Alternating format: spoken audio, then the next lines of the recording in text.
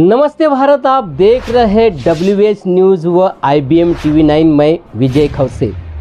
Latest खबरों के लिए दोनों चैनल को सब्सक्राइब करें। खबर है वाड़ी से। DP प्लान के बगैर वाड़ी का विकास नहीं, मुख्याधिकारी देशमुख। 3 सदस्यीय समिति के द्वारा वाड़ी का बनेगा प्रारूप। वाड़ी शहर के आबादी को देखते हुए शहर का विकास होना जरूरी है। वाड़ी ग्राम पंचायत के समय विकास का प्रारूप नहीं बन पाया। नगर परिषद को होते हुए 7 साल हुए। अब वाड़ी का DP प्लान तैयार हुआ है, लेकिन प्लान को लेकर नागरिकों की शिकायतें बढ़ गई हैं। नागरिकों के अनुसार यह सब कुछ मुख्याधिकारी ही कर रहे हैं, लेकिन ऐसा कुछ नहीं है। मुख्याधिकारी डॉक्टर विजय देशमुख अपने विकास की योजना बना रहे हैं। वाड़ी का विकास बगैर DP प्लान के हो नहीं सकता। यह बात हमारे संवाददाता के साथ बातचीत में मुख्याधिकारी डॉक्टर विजय देशमुख ने कही।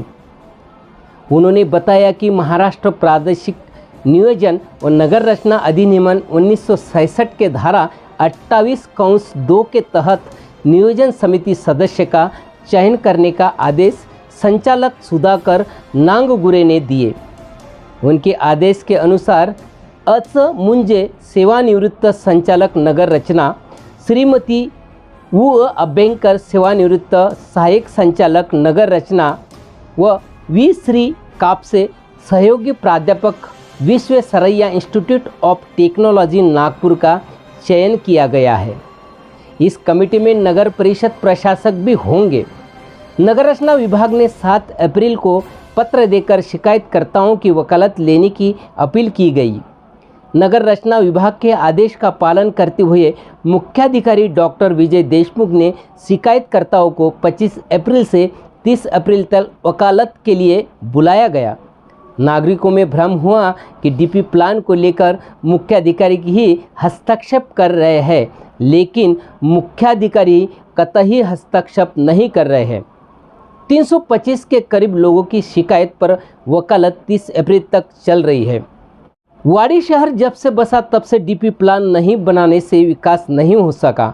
आज भी कहीं बस्तियां हैं जहां पर यदि आगजनी की घटना हुई तो दमकल की गाड़ियां नहीं जा सकती। एम्बुलेंस को भी जाने में तकलीफ हो रही है। सड़कें छोटी है, अस्पताल, बाजार, स्कूल, मार्केट नहीं है। DP प्लान में यह सारी बातें आएंगी और 20 साल के लिए विकास का प्रारूप बनेगा और निश्चित रूप से वाड़ी शहर का विकास होगा। एक सुंदर शहर बनेगा। विकास का रास्ता साफ होगा। शहर के विकास के लिए सभी नागरिकों ने सहयोग की अपील मुख्याधिकारी डॉक्टर विजय देशमुख ने की है। आइए सुनते हैं WH न्यूज़ IBM TV पर विजय देशमुख ने क्या कहा, जरा सुनिए। नगर परिषद वाडी करता विकास योजना सुरू करण्याचं काम सुरू झालेलं आहे। महाराष्ट्र प्रादेशिक नगर रचना अधिनियम 1966च्या कलम 23 नुसार आपला इरादा जाहीर केला आणि तो इरादा 3 मे 2017 जेव्हा आपण नगर परिषद बोलली। त्यानंतर आम्ही काय केलं, तर इरादा जाहीर झाल्यानंतर शासनाला ते कळवलं। शासनाने टाउन प्लॅनिंग ऑफिसरची नियुक्ती केली। टाउन प्लॅनिंग ऑफिसरची नियुक्ती केल्यानंतर त्यांनी एक ELU प्रसिद्ध केला।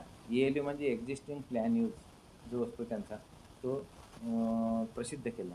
प्रसिद्ध केल्यानंतर त्या ELU मध्ये हे असतं की जे अस्तित्वात स्ट्रक्चर आहे तेच ते ELU मध्ये दिसेल। म्हणजे ज्या सध्या स्थितीमध्ये जे काही स्ट्रक्चर उभे आहे किंवा ज्या काही ॲम्युनिटीज आहे सर्व ॲम्युनिटीज तुम्हाला त्या ELU मध्ये दिसतात।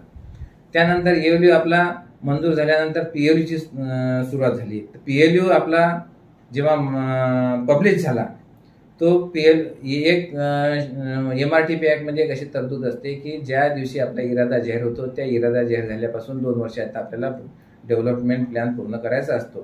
त्यानुसार आपला जो ELU आहे तो 1 वर्षाच्या आत पूर्ण झाला। ELU ॲक्च्युअली 6 महिन्याच्या आत पूर्ण व्हायला पाहिजे, परंतु 6 महिने पूर्ण एक्सटेन्शन घेतला आपण आणि 1 वर्षाच्या आत ELU प्रसिद्ध झाला। आणि PLU हा 2 वर्षाच्या आत व्हायला पाहिजे, तो 2 वर्षाच्या आत आपण प्रसिद्ध करून त्याच्यावर सजेशन ऑब्जेक्शन मागवले। सजेशन ऑब्जेक्शन आपल्याकडे 375 आले आणि त्या 375 सजेशन ऑब्जेक्शनवर हिअरिंग करण्याचं काम आता ही कमिटी करत आहे। या कमिटीमध्ये 3 मेंबर हे टाउन प्लॅनिंगचे तज्ञ लोक जे की डायरेक्टर ऑफ टाउन प्लॅनिंगने नियुक्त केलेले आणि नगर परिषदच्या माध्यमातून प्रशासक या त्या कमिटीवर आहे. असे 4 लोकांची कमिटी आहे. या कमिटीला येणाऱ्या लोकांच्या सूचना हरकती ऐकून घ्यायच्या आणि स्वतःचं रिकमेंडेशन त्याच्यावर शासनाला कळवायचं आहे. या पद्धतीने आजपर्यंत हा आपला डेव्हलपमेंट प्लॅनचे जे काही प्रशासकीय कार्य होती ती चालत आलेली आहे. अनेक लोकांनी असं मला विचारणा केली की या डेव्हलपमेंट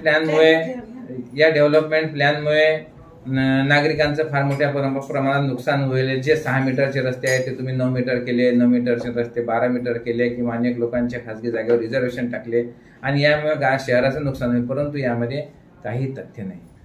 पहिली गोष्ट अशी आहे की डेव्हलपमेंट प्लॅन तयार करण्याची प्रोसिजर इतकी पारदर्शक आणि इतकी सुंदर आहे की यामध्ये प्रतिनिधी, लोकप्रतिनिधी आणि प्रशासन यांचा फार चांगला समन्वय असतो. हा 1965चा कायदा आणि तेव्हापासून या कायदा तयार झाल्यापासून अनेक मान्य न्यायालयांचे निर्णय लागले. त्या निर्णयांना अधीन राहून एक सुंदर अशी प्रोसिजर केली ज्यामध्ये प्रत्येक नागरिकाला गावाच्या म्हणजे पदाधिकारीच नाही तर प्रत्येक नागरिकाला आपलं मत मांडण्याचं, आपल्या सूचना देण्याच्या, आपल्या हरकती मांडण्याचे सर्व अधिकार या नियमांतर्गत आपल्या संस्थेला किंवा व्यक्तीला प्राप्त झालेले आहे. त्याच्यामुळे कोणत्या व्यक्तीवर अन्याय होईल अशी भावना कधी कोणी बाळगू नये. त्यानंतर सांगायचं झालं तर आपण यासाठी एजन्सी नियुक्त केली. एजन्सीच्या माध्यमातून सर्वे केला. सर्वे करताना जो टाउन प्लॅनिंग ऑफिसर असतो त्यांच्या नियंत्रणाखाली हे सगळं काम झालेलं आहे. हे सगळं काम होत असताना नागरिकांना प्रत्येक संधी उपलब्ध करून दिल्या की तुमच्या काय सूचना असेल, हरकती असेल त्या मांडल्या आणि आपली प्रक्रिया आता सुरू आहे.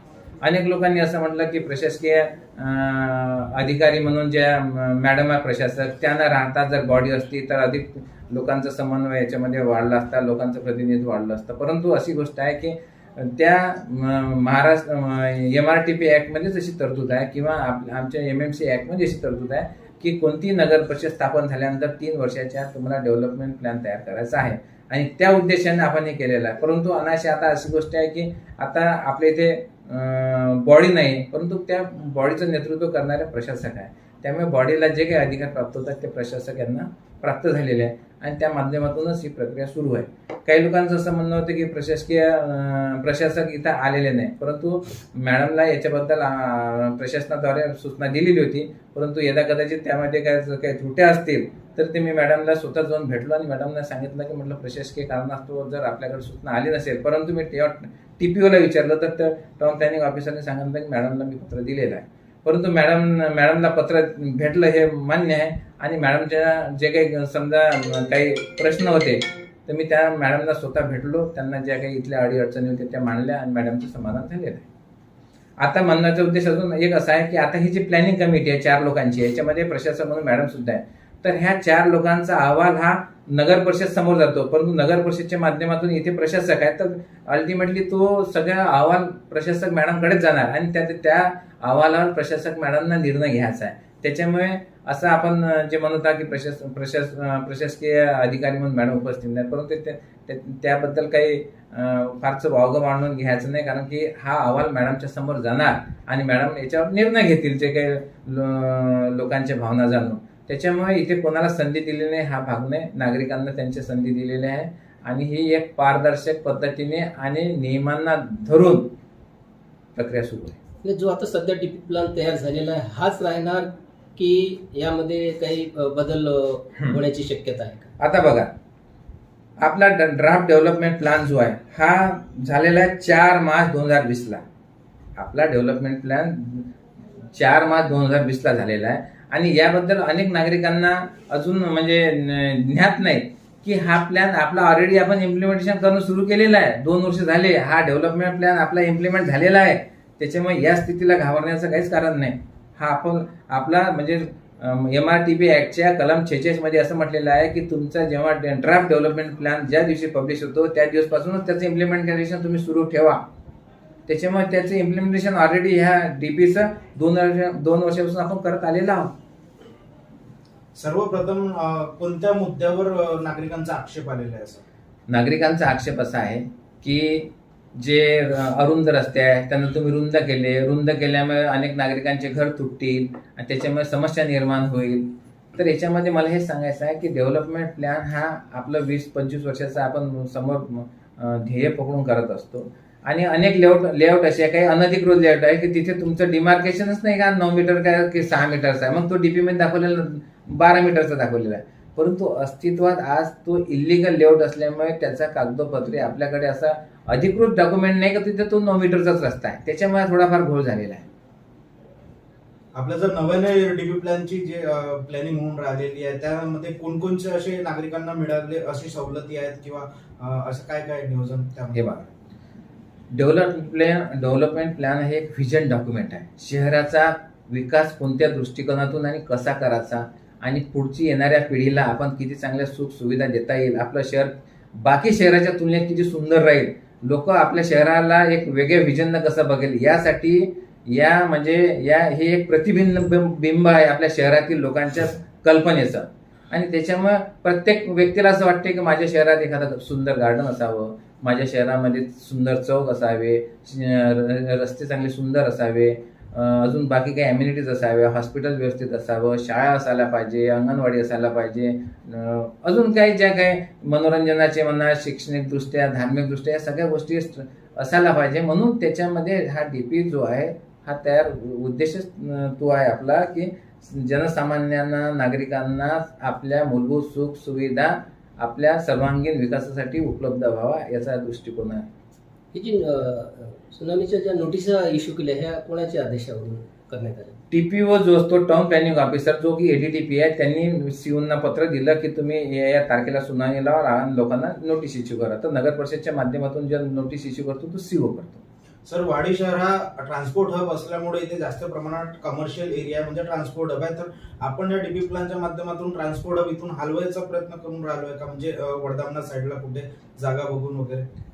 हा जो मुद्दा आहे, हा मुद्दा आता आपला जो PLU तयार झालेला आहे त्या PLU मध्ये असा आहे की जो आपला एक्झिस्टिंग लँड यूज आहे तो इतका जास्त आहे, म्हणजे शहराला हद्दवाढ जर केली तर त्याच्यामध्ये अनेक अम्युनिटीज तयार होऊ शकतात. कारण की वाडी हे शहर प्राचीन शहर आहे आणि या वाडी शहरामध्ये ऑलरेडी ज्या स्पेस म्हणजे आता प्रस्ताव म्हणजे नियोजित लेआउट आहे ते फार कमी आहे, नसल्यासारखेच आहे.